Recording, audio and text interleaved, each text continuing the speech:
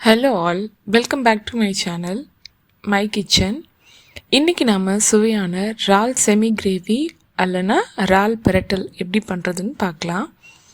அதுக்கு முதல்ல ஒரு கடாயில் தேவையான அளவுக்கு எண்ணெய் ஊற்றி ஒரு பிரியாணி இலை, ஒரு துண்டு பட்டை, 2 கிராம்பு, ஒரு ஸ்டார் பூ சேர்த்துக்கோங்க.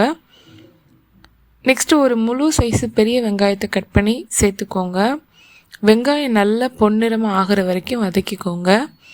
இப்போ ஒரு துண்டு தேங்காய், 2 தக்காளி சேர்த்து அரைச்ச பேஸ்ட்டை சேர்த்து நல்லா 2 மினிட்ஸ் கிளறி விட்டு கொதிக்க விடுங்க.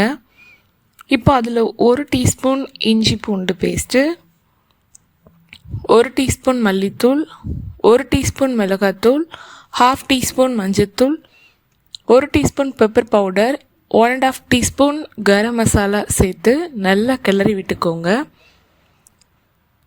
அதோடு சேர்த்து கொஞ்சமாக கருவேப்பிலை நறுக்கி சேர்த்து இப்போது நம்ம நல்லா கழுவி க்ளீன் பண்ணி வச்சுருக்கிற 1/2 kg இறாலை சேர்த்து நல்லா மசாலா படுற மாதிரி பெரட்டி விட்டுக்கலாம்.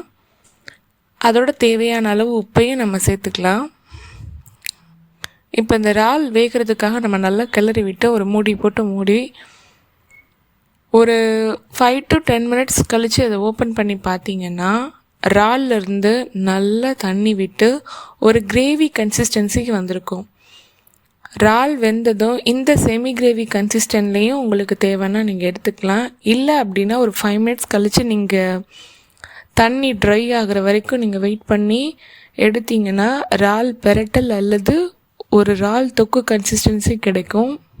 நான் இன்றைக்கி இந்த இறால் தொக்கு கன்சிஸ்டன்சிக்கு தான் நான் எடுக்க போகிறேன். ஸோ 5 மினிட்ஸ் கழித்து நம்ம வேக விட்டு பார்த்தோன்னா இறாலில் உள்ள தண்ணி எல்லாம் நல்லா வற்றி நல்லா ட்ரையாக நமக்கு கிடைக்கும்.